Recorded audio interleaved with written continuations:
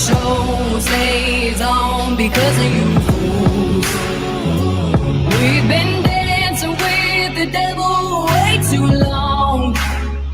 I know it's fun, but get ready to pay your dues. Oh God, come back home. This crazy world is filled with liars and abusers. We need you now before we're too far gone. I hope one day they finally see the truth. God, we need you now.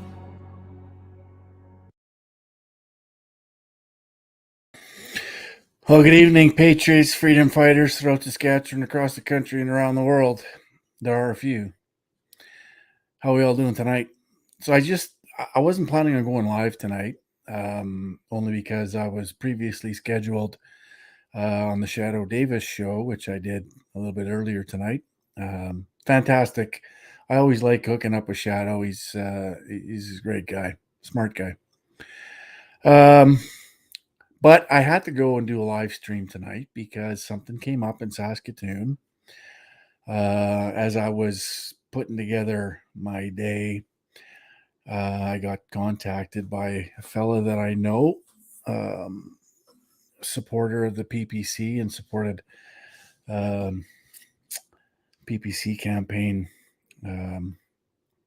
Jason Ardell out in Martinsville, as well as my campaign as well. So contacted me today, and it turns out that his young son, a 6-year-old boy, needed surgery, day surgery, urgently for a medical situation. I don't know precisely what it was. We'll get into that.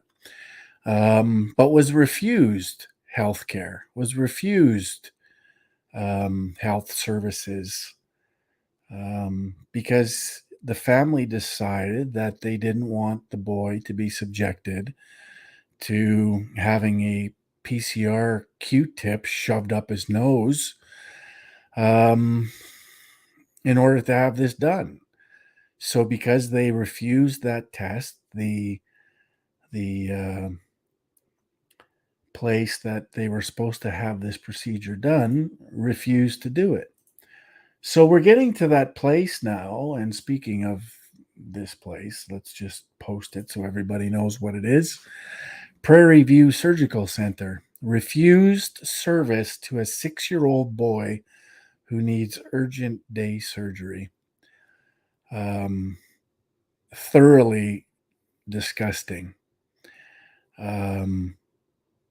Scott Moe runs around this province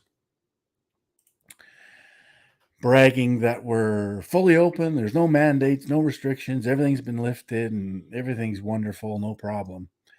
And this isn't the first time I've heard this. I've heard this happen numerous times. In fact, Nadine Ness contacted me earlier today and said the same thing is happening to someone that she knows, and their child was refused care, health care. And sorry. And we're getting to that point where the majority of our taxes are spent servicing healthcare, and we all pay taxes, we all pay into it, so that in the event we need healthcare, and Saskatchewan happens to be the birthplace of government sponsored or dictated healthcare. We expect to get that treatment. We expect to be taken care of. It seems now through discrimination, through discriminatory policies, practices, that they're not going to serve some people. They're not going to look after some people. And I guess, in that sense, people are going to die. People are going to be left without healthcare that we're paying into. So that seems to me to be taxation without representation. It seems to be taxation without services. It seems to me the government is breaking the contract between the government and the people, where we have this arrangement that they take our taxes and we get health care. There never used to be conditions put on that, as apparently there is now. I can't imagine, and I'm going to bring on our guest here shortly, but I can't imagine working in the healthcare field, maybe living out a dream, looking after people, taking care of people, helping people. I can't imagine working someplace that's refusing healthcare services to a 6-year-old boy. I can't imagine it. I can't anyone, regardless of age, race, ethnicity. I can't imagine refusing that to anybody, but especially a 6-year-old boy. I can't imagine. This father that contacted me also contacted the office of Paul Merriman, who happens to be our health minister, and was told that there's nothing they can do, that it's SHA policy. So it seems to me that the bureaucracy is the tail wagging the Sask Party dog. It seems to me that the SHA is dictating the terms to the government when it should be reversed. The government, the MLAs, the ministers are the ones who the people elected to look after their best interests. We didn't elect the bureaucracy. We didn't elect the government workers to dictate terms to the rest of us. We've elected people to make those decisions and to do what's in the best interest of the people. Obviously, that's not happening. Obviously, this government isn't capable of running the province. Obviously, this government isn't capable of telling the SHA what to do. No, they would prefer to have the SHA tell them what to do, which is a break in the contract again between the people and the elected officials. I'm pretty fired up about this one. This one's some pretty dirty pool. And so I'm going to bring on our guest here to have a little chat and get his perspective on this and what's happening. Welcome to the show, my friend. How are you, Sean? Good, Mark. How you doing? I'm good. More importantly, how's your son? He's good, and he's all right. You know, Okay. we're gonna. It looks like we're gonna have a bit of work trying to find out where to take him. Yeah. Alberta seems to be the best option right now. Well, I was talking to somebody today who happened to call Alberta and asked a couple of places there if they're discriminating against people with or without the PCR test. And they said, absolutely not. They're not doing any of that. They're asking the regular COVID questions, but if the individual doesn't have symptoms, then they're going ahead with the procedures. My question to you, Sean, is in the case of your son, let's just say, for example, that your son and your family complied and took the PCR test and it came back positive. Does that mean that this place wouldn't serve them? Does that mean this place would actually turn him away? Or would they just use protocols that are in place to deal with emergent or urgent procedures? No, they would turn him away. There was a case at that same office, I think 2 months ago, where they turned away a child because they tested positive on their local PCR and then took the child to a testing facility at Thatcher, and he tested negative. Right. But they turned him away for day surgery. Well, and here we go. I'm actually a little shocked. I was a little shocked when you told me that they're still using the PCR test, which of course we know is hogwash. We know it's ridiculous to use. It's not in any way an accurate test and shouldn't be used to test infection.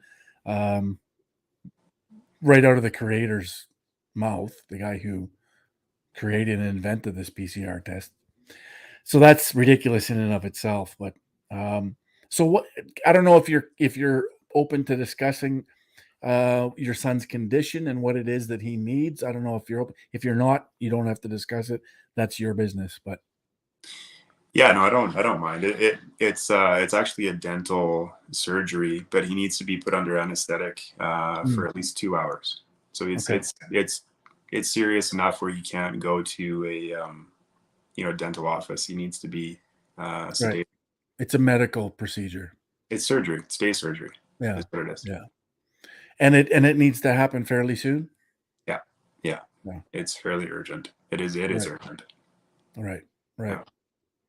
Yeah, Unreal. yeah. I want to I want to show you something that's part of the National Healthcare Act and what it actually says. I'm just going to read it here quickly. The intent of the accessibility criterion is to ensure that insured persons in a province or territory have reasonable access to insured hospital, medical, and surgical dental services on uniform terms and conditions, unprecluded or unimpeded, either directly or indirectly, by charges, user charges, or extra billing, or other means. Example, discrimination on the basis of age, health status, or financial circumstances.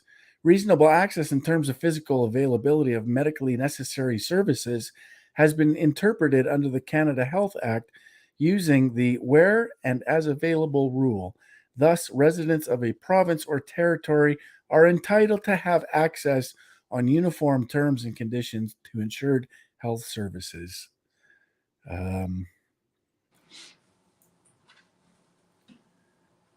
At the setting where the services are provided and as the services are available in that setting.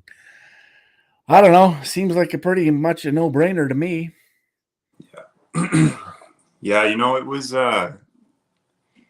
I can't say I was surprised, Mark, honestly. I spoke with the nurse manager in the office, and I questioned her about the SHA policies. Um, Unfortunately, at that moment, I didn't have the SHA policies in hand, Yeah. and they didn't offer them.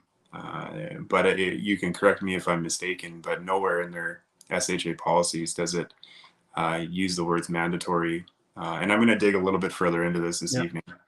Yeah.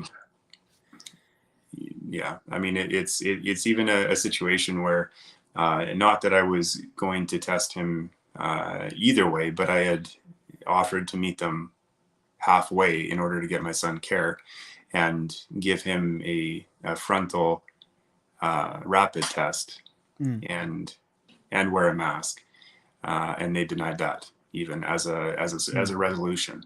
It was down the nasal cavity or nothing, or I can beat the bricks. And so did they the office staff, did they default to the SHA? Did they blame the SHA that wait a minute, this isn't our policy, this is what the SHA is dictating to us? Every one of them parroted the same phrase. It's they almost I think it almost made them feel like less guilty. They all said the same thing. It's out of our hands. It's out of my control. Right. SHA Always. policy. They said the same thing. Every one of them. So do you believe them? Do you think this is an isolated situation, or do you think it is actual SHA policy? I don't know. At this point, I need to do a little bit more digging. But regardless if it's SHA policy or not, I think that as a human, we have a responsibility to look after our children. And to play into their logic, I'd like to ask both surgeons and anesthesiologist and the nurse manager on staff if they are taking a PCR test prior to every one of the surgeries that they're Right. attending. Right. You know, How about every day that they show up to the office? yeah, every day they show up to the office and before every surgery, as they Right. make their patients do. Right. Exactly. Yeah, man. It's somebody asked what is SHA, Kathy? It's the Saskatchewan Health Authority. It's apparently the one that's running the province. and the government has defaulted to let the bureaucracy dictate the terms to the people. So, so you showed up there today. Was scheduled for the day surgery. You showed up, and so what happened? Yeah, 10:30 schedule. I showed up there at 10. Um, I went in. We did the regular screening. You guys have all been through it. You've been out of the province. You've been around anyone who's sick. Blah blah blah. We're both healthy. I'd like to make that very clear. My son has zero symptoms. I have zero symptoms. We're both healthy. And went through the screening process. Completed that. They told him to wear a mask, and I told him that he wouldn't be wearing one, and they were okay with that. So that was a good start. And then they said that they're going to take him in the other room and give him a PCR test. And I said, no, thanks. We're not going to do that today. Mm. And that's when everything started crumbling apart. They said, well, if you don't do the PCR test, then we're not going to perform surgery on your son. Yeah. And I mean, I'm trying to picture myself in that situation. I'd be pretty much 0 to 60. How did you handle that? Surprisingly, with civility. Okay, good for you. I think I think this is a fight that I want to see through to the end. I knew that, and I kind of alluded to that when I spoke with them. I made sure that they understood that that this is a hill that I'm going to die on, and I have the time, I have the ability to be here, to be there every day. There's nothing stopping me from chasing this all the way down the hole. So that's what I'm going to do. And somebody asked the question, and it's probably a good question to ask. In your personal opinion, in your personal perspective on this, why refuse the PCR test? I know I would have my own answer to this, but I want to hear what your answer is. Yeah, because it's intrusive. It's intrusive, and I don't agree. I wouldn't take a test for a sickness that I don't have. Right. And I wouldn't subject my son, at the very least, to do the same thing if I wouldn't do it. Right. 100%. And I mean, you're right in the sense that they're inserting something into your son's body. Yeah.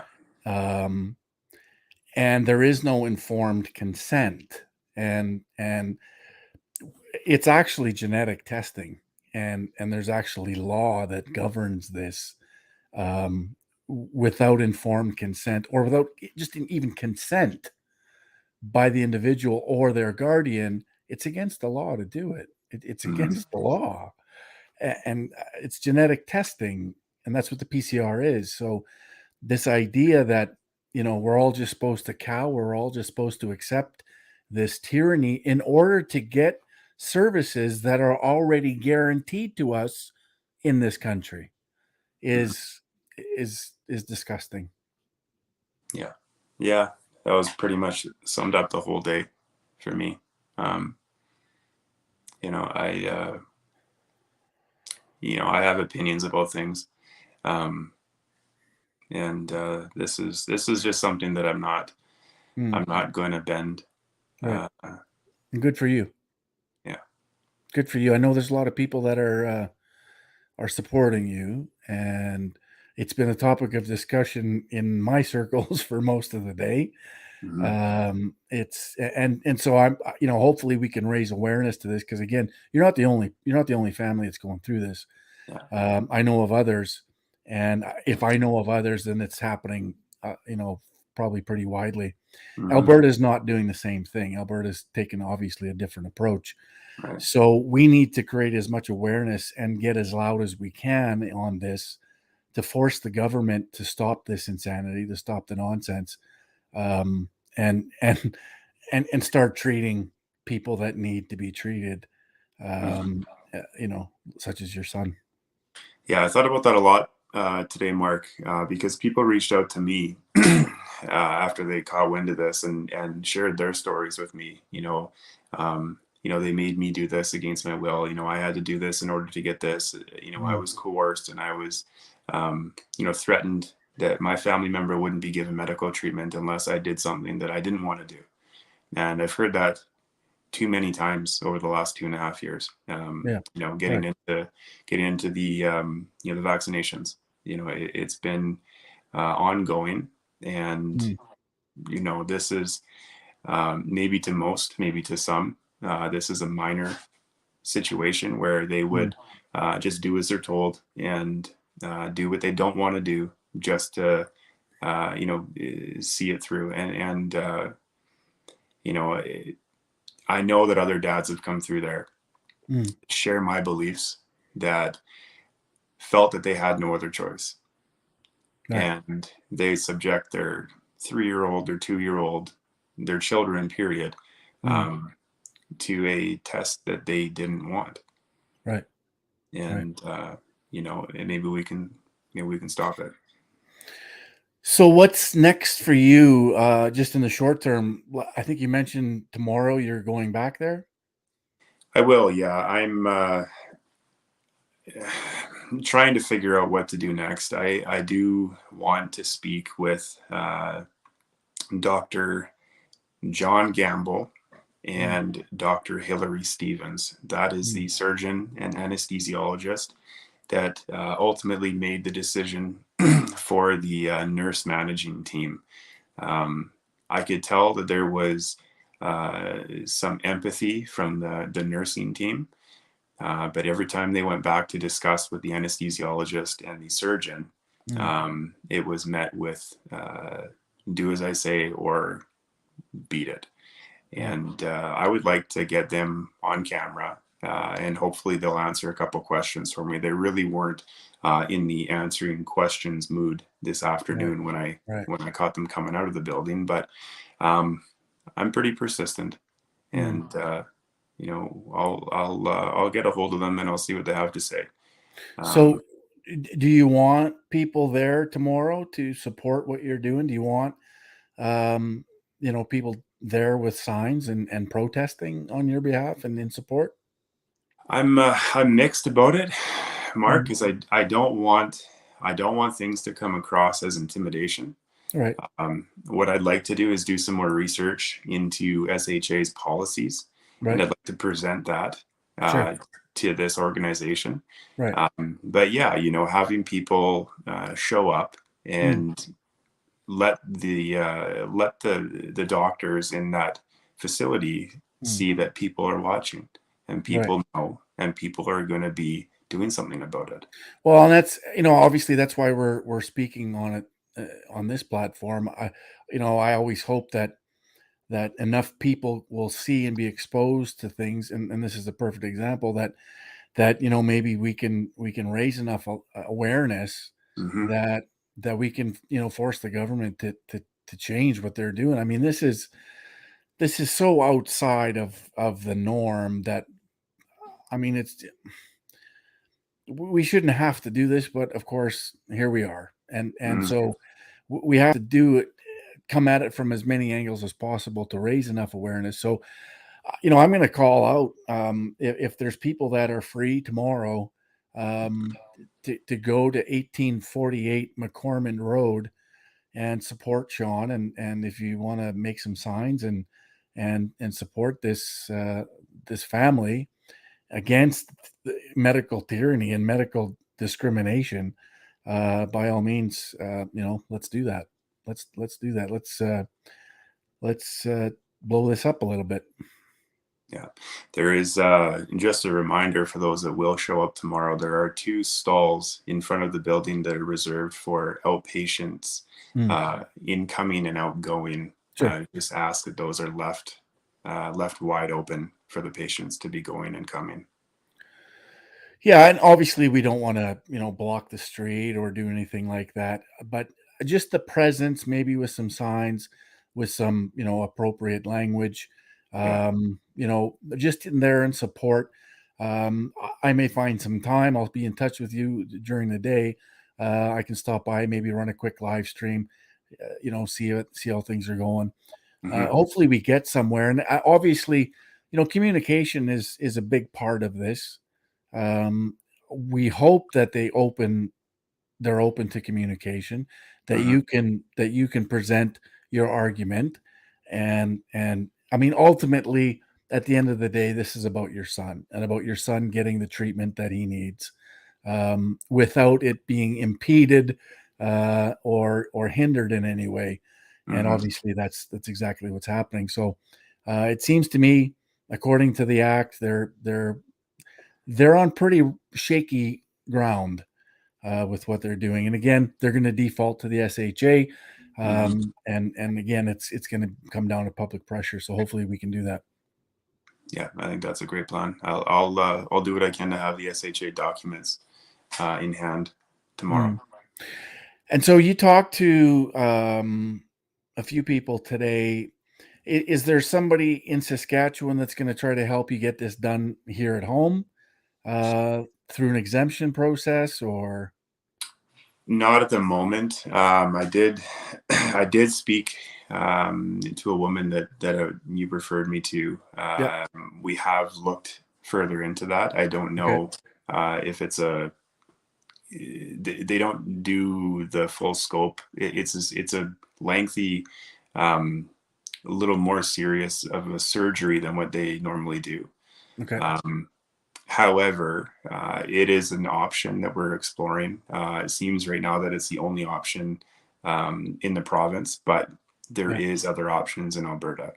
Um, and I mean, we can go to Alberta and get into Edmonton. I Yeah. don't think without any issue. Okay. And that's ultimately where it might have to take place. It's unfortunate. I mean, you're you shouldn't have to travel anywhere. You shouldn't be out of pocket, to get Mhm. this procedure done. That could easily be done here in Saskatoon. Mhm. Um, you know what? I'm not going to keep you too long tonight, Sean. I think we just wanted to bring this up, bring this to the attention of as many people as possible. We're with you. We're supporting you. Again, I'll touch base with you tomorrow, and we'll see what's happening. What time is a good time for people, if they're going to come down and support? Would be a good time for them to do that. I'd probably say about 10 o'clock. Okay, I think 10, 11 through lunch. I mean, their sure. office, I believe, closes at 3:30. Um, Yeah, come down for an hour, 2 hours. sure. Uh, it might just be good to show them that they need to maybe look a little bit further inward at what they're doing. Yes. Yeah, 100%. And again, this might be, the straw that breaks the camel's back. It might be enough attention, and then it would create enough awareness that the government is, forced to do what's right, hopefully. Yeah, So yeah, I mean, let's do that, and we're behind you 100%, man. appreciate that, Mark. And good luck to you and your family, and of course your son, and we'll keep posted. Yeah, I'll be in touch with you tomorrow at some point, and we'll figure out how things are. So, thanks again for coming on and sharing your story. And it's unfortunate you're in this position, but it's nice that you're willing to talk about it, and that we can create some awareness around this. yeah. Let's change it. You betcha, man. All right, All right. guys. Thanks very much. Yep. Talk Thanks. to you soon. Take Bye. care. God bless. All right. So, Sean Carter, um, standing up, and that's something that we all have to do. It's something that we all have to put ourselves in a position. It's not a comfortable position to be in, but it's about values. It's about principle. It's about not bending the knee to tyranny. And there shouldn't be conditions placed uh, on our people, to get the health care that they're guaranteed under the charter and under our constitution. It's guaranteed. I'm gonna read it again, just in case people that just joined us maybe missed it. The intent of the accessibility criterion is to ensure that insured persons in a province or territory have reasonable access to insured hospital, medical, and surgical dental services on uniform terms and conditions, unprecluded or unimpeded, either directly or indirectly, by charges, user charges, or extra billing, or other means. Example, discrimination on the basis of age, health status, or financial circumstances. Reasonable access in terms of physical availability of medically necessary services have been interpreted under the Canada Health Act using the where and as available rule. Thus, residents of a province or territory are entitled to have access on uniform terms and conditions to insured health services at the setting where the services are provided and as the services are available in that setting. I don't know. Seems pretty clear to me. It's just, other provinces aren't doing it. Somehow there's a border between Alberta and Saskatchewan, and COVID's much smarter, I guess, in Saskatchewan than it is in Alberta. It just blows me away that we're still talking about this, that we haven't turned the corner on this tyranny and discrimination. It's thoroughly disgusting. Scott, Mo, if somebody has pointed this out to you, it's time to step up. I mean, I don't know how many times we have to go through this before you start doing what's right, before you stop being dictated to by the bureaucracy, before you stop being dictated to by the unions, and you actually stand up and defend the people of this province and the rights that they are afforded, inalienable rights, like healthcare that we all pay taxes for, that we all have contributed to and expect and are entitled 100% to care, and should not be turned away because we don't meet an insane condition like subjecting ourselves to a PCR, which is stupid. Enough's enough, Scott Mo. Enough's enough. It's just another nail. Anyways, guys, share this out. It was a short one. It didn't need to be very long. We need to create awareness with it. It's not a long video. Easy to watch. People be able to grasp it very quickly what the issue is, and let's get this out there. I think Nadine Ness is going to do something maybe tomorrow with the individual that she knows that's gone through the same sort of thing, and so we really gotta bring this to the forefront and stop this. And Gormley, if you're seeing this, this is kind of your job. This is what you should be doing. This is what you should be talking about. Maybe you can pick up the phone and ask Sean to come onto your show. I know you won't, because God forbid anyone's critical of your precious little SAS party. But, this is sort of your job. I'll do it because all of these things have become my job and others' jobs, because you in the mainstream, you in the media couldn't care less about the people. All you care about is an agenda. All you care about is that your precious little SAS party keeps power. We get it. And we're tired of it. And we're finished with it. So good luck. Anyways, that's it. I'm finished for the night. I love you guys. Please pass this on. And remember, globalism, bad. Nationalism, good. Ciao for now.